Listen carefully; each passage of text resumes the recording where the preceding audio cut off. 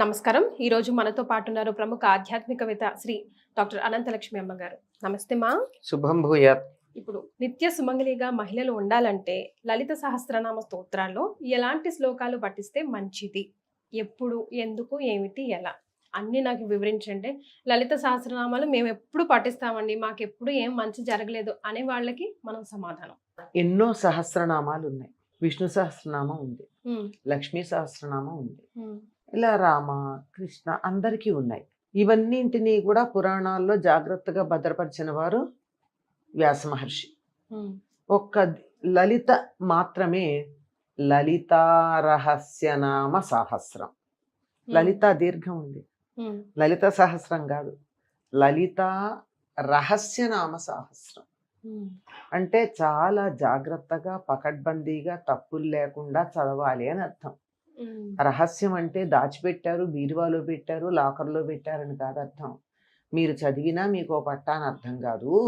కొంచెం దగ్గర పెట్టుకుని చదవండి. ఒళ్ళు, నాలుక, అందులో అది గనక చక్కగా ఉచ్చరించినట్టయితే వాతావరణం ముందర పాజిటివ్ వైబ్రేషన్స్తో ఉంటుంది స్పష్టంగా ఉచ్చరిస్తే. 2, ఆ ఉచ్చరించటం వల్ల నాలుక వెళ్ళి అంగిలికి తగలడం వల్ల అక్కడ ఉన్నటువంటి నరాల కొనలు ప్రచోదితమై శరీరారోగ్యం బాగుపడుతుంది. దాంట్లో ఉన్న అర్థం తెలుసుకోవడం ద్వారా మనస్సు బాగుపడుతుంది. దాంట్లో ఉన్న అర్థాన్ని ఇంతో అంతో ఆచరణలో పెట్టడం ద్వారా మనిషి ఉద్ధరించబడతాడు. అందువల్ల దీన్ని లలితా రహస్యనామ సహస్రం అన్నారు.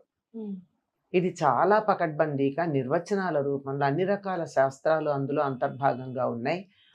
చాలా పకడ్బందీగా రచించబడింది. అందువల్ల ఒక దీర్ఘం కానీ, ఒక హ్రస్వం కానీ, ఒక ఒత్తు కానీ తప్పు చదివితే అర్థం మారిపోతుంది. తర్వాత కలిపి చదివితే అర్థం వేరు, విడదీసి చదివితే అర్థం వేరు. అలా విడదీసి చదివి అమ్మవారిని నోటికొచ్చినట్టు తిడుతున్నారు అందరూ. మంచి ఫలితం రమ్మంటే ఎట్లా వస్తుందమ్మా? పైగా మనం ఫలితం అడుగుతున్నాం, ఆవిడ ఫలితం ఇవ్వడానికి సిద్ధంగా ఉంది. రెండిటికి తేడా ఉంది కదా. తెలుగులో అయితే ఇష్టం వచ్చినట్టు మాట్లాడుతున్నాం. ఇంగ్లీష్ నేర్చుకునేటప్పుడు స్పష్టంగా ఉచ్చరించాలని చెప్పి వాళ్ళు ముట్టికాయలు ముట్టి మరీ మనకి నేర్పిస్తుంటే తప్పనిసరిగా ఉచ్చరిస్తున్నామా లేదా? అంతే. మరి తెలుగులోను సంస్కృతంలోనూ వచ్చేటప్పటికి ఫలితం అనకుండా ఫలితం అని ఎందుకు అంటున్నాం? అంచేత ఆవిడ ఫలితం ఇవ్వడానికి సిద్ధంగా లేదు గనక ఫలితం ఇవ్వడానికి సిద్ధంగా ఉంది. మనం అడగలేదు గనక ఇవ్వట్లేదు. రెండోది, ఇదేమ్మా తప్పే ఉంది, ఎట్లాగో అట్లా ఆవిడికి తెలియదా అంటే, అమ్మా నీకు దండం అంటే కూడా తెలుస్తుంది. మొత్తం లలితా సహస్రనామ సహస్రం చదవక్కర్లేదు కదా. మన హృదయం ఆవిడికి తెలియాలంటే మీరు ఈమెయిల్ పంపించేటప్పుడు ఒక స్పెల్లింగ్ తేడా కానీ, మధ్యలో ఉన్న స్పేస్ కానీ, డాట్ కానీ, కామా కానీ, సెమికోలన్ కానీ, హైఫన్ కానీ, అండర్ స్కోర్ కానీ, @ కానీ ఏదన్నా ఒక్కడి తేడా పెడితే ఈమెయిల్ ఎడుతుందా? పక్క పక్కన ఉన్న వాళ్ళకి ఈమెయిల్ వెళ్ళకపోతే ఎక్కడో ఉన్న అమ్మకి, సర్వాంతర్యామిగా ఉండి అందరినీ చూస్తున్నటువంటి అమ్మకి ఎక్కడాగి ఎవరికి ఫలితం ఇవ్వాలో తెలియాలంటే కరెక్ట్గా కనెక్ట్ అవ్వాలా లేదా? భలే చెప్పారు. ఈ కనెక్షన్లో ప్రాబ్లం ఉంది. ఇన్స్ట్రుమెంట్ బాగుంది, కనెక్టివిటీ బాగుంది, అంతా బాగుంది, కనెక్షన్ ఇవ్వడంలో రాంగ్ కనెక్షన్ ఇస్తున్నాం. అది విషయం. చేత జాగ్రత్తగా స్పష్టంగా చదివేటట్టయితే ఫలితం చాలా బాగుంటుంది. దుష్ట దూరాన తర్వాత దురాచార శమని అని కలిపి చదవాల్సింది విడదీస్తారు. అప్పుడు ఏమైంది అర్థం? దురాచారం పోగొట్టేది అని కాక నువ్వు దురాచారం చేసేదాని అని అర్థం వచ్చిందా? మరి ఎంత దయగల తల్లి కాకపోతే అలా తిడితే ఇంకా మన సర్వనాశనం కాకుండా చూస్తుంది. ఇది ఎందుకు ఫలితం రాలేదు అన్నదానికి చెప్తున్నా. ఇది మొదటి మాట. రెండోది, అసలు విషయం ఏమిటంటే అందులో చెప్పినటువంటి వాటిని మనం జాగ్రత్తగా పాటిస్తున్నామా? ఎవరైనా తనను అనుసరించే వాళ్ళు తనలాగా ఉండాలని కోరుకుంటారు, కానీ దానికన్నా భిన్నంగా ఉంటే అనుగ్రహిస్తారా? అమ్మవారి నామాల్లో మొట్టమొదట ఏముంటుంది? చంపక, అశోక, పున్నాగ, సౌగంధికల సత్కచ అని ఉంటుంది. చెంపకము, అశోకము, పున్నాగము మొదలైనటువంటి పూలతో లసత్ ప్రకాశిస్తున్న కచ జుట్టు కలిగినటువంటిది. ఆవిడ ఎత్తిపెట్టిన చేతుల కన్నా జుట్టు ముడిలో ఉన్న పూలు కనపడుతున్నాయి. అంటే ఏమిటి అర్థం? చక్కగా జుట్టు ముడి వేసుకుని పువ్వులు పెట్టుకుంది. మీరు విరబోసుకుని ఆవిడ్ని పూజిస్తే ఆవిడికి నచ్చుతుందా? జుట్టు విరబోసుకోవడం రాక్షసుల లక్షణం. మరి జుట్టు విరబోసుకుని ఆవిడ్ని పూజిస్తే రాక్షస లక్షణంతో పూజిస్తూ ఉంటే జుట్టు ముడేసుకున్న అమ్మవారిని ఆవిడ అనుగ్రహించాలంటే కొంచెం ఆలోచిస్తుందా లేదా? ముఖ చంద్ర కళంకాభ మృగన అభివిశేషక అని నామం ఉంది. అక్కడ మనం ఏం చేస్తాం? మృగ చంద్ర కళంకాభ అని చదువుతారు. ముఖము అనే చంద్రుడికి మచ్చలాగా ఉన్నదానా అంటారు. అమ్మవారు మచ్చ కాదు కదా. ముఖ చంద్ర కళంకాభ మృగన అభివిశేషక. ముఖము అనేటటువంటి చంద్రుడిలో మచ్చలాగా ఉన్న కస్తూరి బొట్టు కలిగినటువంటిది. అమ్మవారి ముఖం చంద్రుడు, అందులో పెట్టుకున్న బొట్టు కస్తూరి బొట్టు చంద్రుడిలో ఉన్న మచ్చ లాంటిది.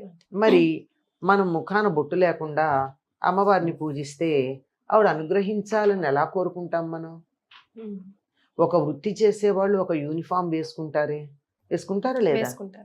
ఒకప్పుడు మన దేశంలో ఆంగ్లేయులు పరిపాలించే రోజుల్లో అప్పుడు మొదలైంది ఉద్యోగాలకు వెళ్ళేవాళ్ళు ప్యాంట్లు షర్ట్లు వేసుకోవడాలు లాంటివి. మరి ఒక ఉద్యోగం జీవనోపాధి కోసం నీ వేషధారణ తగినట్టుగా మార్చుకున్నప్పుడు అమ్మవారి అనుగ్రహం కావాలన్నప్పుడు ఆవిడ చెప్పినట్టుగా వేషధారణ వేసుకోవాలని నియమం లేదా? ఎందుకు అనుగ్రహించలేదు అంటే ఇలాంటివి 100 కారణాలు చెప్తాం. చేత ఆ కారణాలు అటుంటే ఇందులో ప్రత్యేకంగా ప్రార్థించాల్సింది ఏమిటంటే అసలు మొత్తం చదవడమే చాలా మంచిది. ఇందులో ఒక సుమంగళి ఎలా ప్రవర్తించాలో చాలా చక్కగా చెప్తారు. ఎంత బాగా ఉంటుంది అంటే దీనికి వ్యాఖ్యాన రూపంగా ఉన్న సౌందర్యలహరిలో అమ్మవారి మోకాళ్ళు ఎందుకు కొంచెం కఠినంగా ఉంటాయి? శరీరంలో కాస్త కఠినంగానే ఉంటుంది మోకాళ్ళు. ఎందుకంటే భర్త రాగానే వెళ్ళి ఆయన పాదాలకు నమస్కారం చేయడం వల్ల నేలకు ఎప్పటికప్పుడు ఈ మోకాళ్ళు తగులుతూ గట్టిపడ్డాయి అంటాడు. అర్థం చేసుకోవాలి కదా. ఇలాంటివన్నీ చాలా జాగ్రత్తగా మిగిలిన వాటిల్లో ఉంటే కామేశబద్ధ మాంగళ్య సూత్ర శోభిత కంధర. కామేశ్వరుని చేత కట్టబడినటువంటి మంగళసూత్రము చేత ప్రకాశిస్తున్న కంఠము కలిగినటువంటిది అమ్మవారి కంఠసీమలు. ఇక్కడ కామేశ్వరుడు కట్టినటువంటి మంగళసూత్రం ఉంటుంది. మొదటి నామం నుంచి కనీసం ఈ నామం దాకా తప్పనిసరిగా తప్పులు లేకుండా చదివినట్టయితే, మళ్ళీ చెప్తున్నా, తప్పులు లేకుండా చదివినట్టయితే ఒకదానికొక అర్థం వస్తుందని చెప్పాను కదా. ఒకదానికొక అర్థం రాకుండా తప్పులు లేకుండా గనక చదివినట్టయితే తప్పనిసరిగా స్త్రీలకి 5వ ఎక్కువగా ఉంటుంది. ఇది అమ్మవారిని పూజిస్తే సరిపోయిందా? ఆవిడని అక్కడ పూజించి బయటకు వచ్చాక ఏడిపించుకు తింటున్నాడు, నన్ను నా ప్రాణానికి దొరికాడు అని భర్తని విసుక్కుంటూ ఉంటే ఏం ఫలితం ఉంటుంది? అమ్మవారిని ఏడిపించకుండా చూస్తుంది, అయిపోయింది. సింపుల్. అవునా కాదా? ఏడిపించకుండా చూడాలంటే అతని స్వభావం మారదు కనుక జరిగేదేమిటి? అంచేత అమ్మవారిని పూజించటంతో పాటు పతివ్రతల చేత పూజించబడితే సంతోషించేది అని ఉంది. అంచేత నీకు పాతివ్రత్యం కలిగి ఉండాలి. పాతివ్రత్యం అంటే భర్త కొడితే పడమని కాదు, కొట్టకుండా ఉండేట్టు చూడాలి.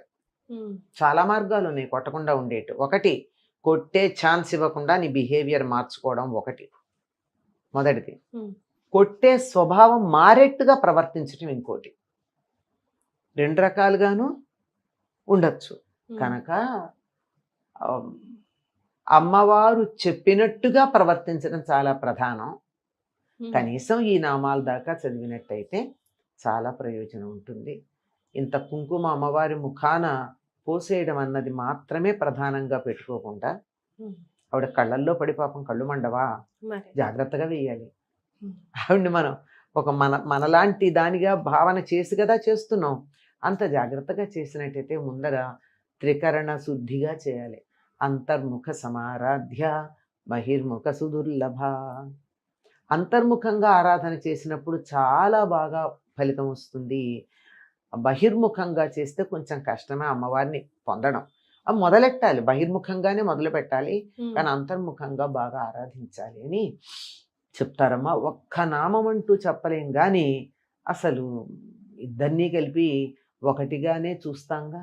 శివపార్వతులు ఇద్దరిని అర్ధనారీశ్వరులుగా ఆ భావనతో ఉన్నట్టయితే అమ్మవారికి పరిపూర్ణంగా త్రికరణ శుద్ధిగా మనం ప్రార్థన చేసినట్టయితే అమ్మ అని పిలిచాం. మొదటి నామంలో శ్రీమాత అని ఉంది. అమ్మ తల్లి అని పిలిచాం. అదే కదా సంబంధం. ఎక్కడికి తీసుకెళ్తుంది ఆవిడ? శివశక్తి ఐక్య రూపిణి. శివుడు శక్తి కలిసి ఉన్నటువంటి ఏకరూపంతో ఉన్నది. ఏకరూపంతో ఇద్దరు ఉన్నారంటే విడిపడడం కానీ ఒకళ్ళు ముందు ఒకళ్ళ తర్వాత వెళ్ళిపోవడం కానీ కాక శాశ్వతంగా కలిసి ఉంటారు కదా. మరి ఈ నామం దాకా చెప్పాలి. 999వ నామం శివశక్తి ఐక్య రూపిణి అని. మరి అక్కడి దాకా అన్నా చెప్పాలి. ఒక్కటి అంటే షార్ట్ కట్లు ఎప్పుడు అంతగా పనిచేస్తాయంటే ఏమో అనుమానమే.